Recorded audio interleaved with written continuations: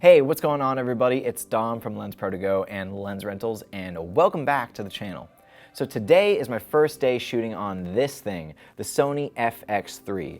Now this is the third camera in Sony's new FX cinema line that started with the release of the FX9 last year. And after mere hours of using the FX3, I can already tell you that it feels excellent to handle, it looks really sleek and cool, and I can already tell that there's a lot of options to build off of this camera, which is nice.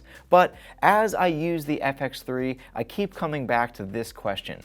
What was Sony thinking? So in this video, I hope to answer that question and hopefully figure out some of the reasoning that went into some of the choices of this camera, because as I use the FX3, I definitely like it, but I can't figure out where it fits in the grand scheme of things. So here's one of my major reasons, and I'm sure I'm not the only one thinking this, but the A7S III just came out, and I can't think of hardly any reason why someone would get the FX3 over the A7S III. You might be really digging the top handle with XLR unit, or you like that it's more directly buildable with all of these threads, or you love its sleek, minimal design, and of course that sexy gunmetal gray finish. But if we're being real here, the FX3 just isn't different enough than the A7S III, which is cheaper and a better photo camera. The only internal difference video-wise with the FX3 is that it cools more efficiently, allowing unlimited recording times in 60 and 120 frames per second,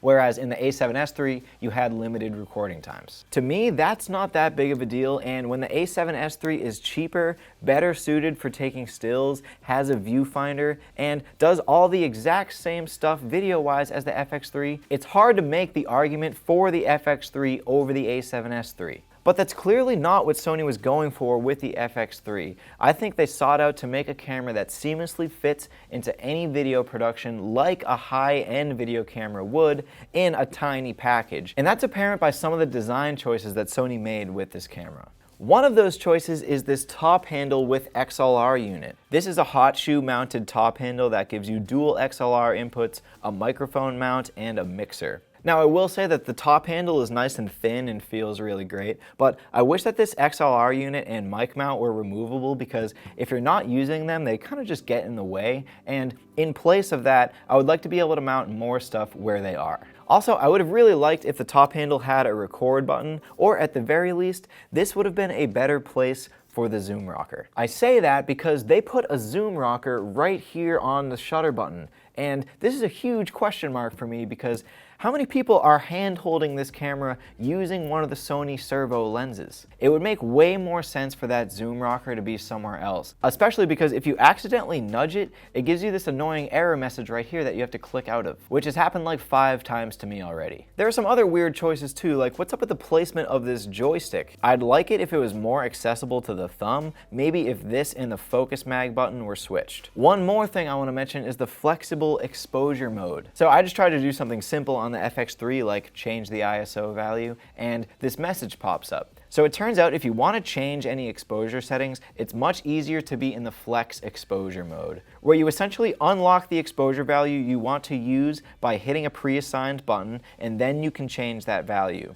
And you can also press and hold those buttons to set those values to auto. Now that I understand it, it's not so bad of a workflow, but it was another one of those choices that made me say, why? I do think that the FX3 is an exciting camera, but it would have had more people talking if it had more of an edge over the A7S III. Some things I would have really loved to see in the FX3 were maybe global shutter, or even better exposure tools like false color or a better waveform. Also, how about an SDI input or time code? And I know the body is a bit small for that, but I would have really loved some internal NDs in this camera. So here are my final thoughts on the FX3. It's not a bad camera. It's actually a really great camera in a lot of ways.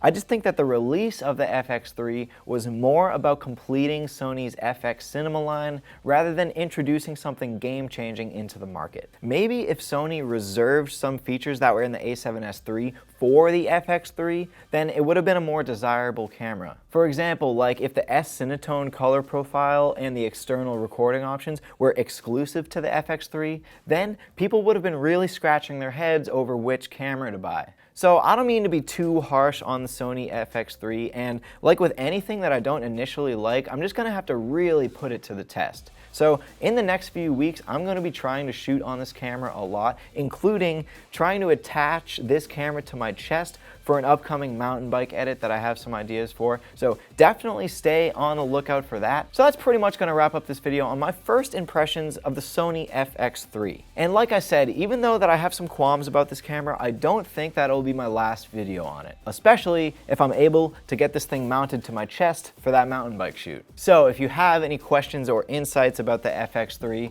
drop a comment in the comment section down below and we'll start a discussion about what we think Sony was thinking with this camera. Also, if you like this video, hit that thumbs up button down below to let me know you liked it. And if you're not already, subscribe to the channel, and that way you'll be in the loop whenever we post new content, which is every week.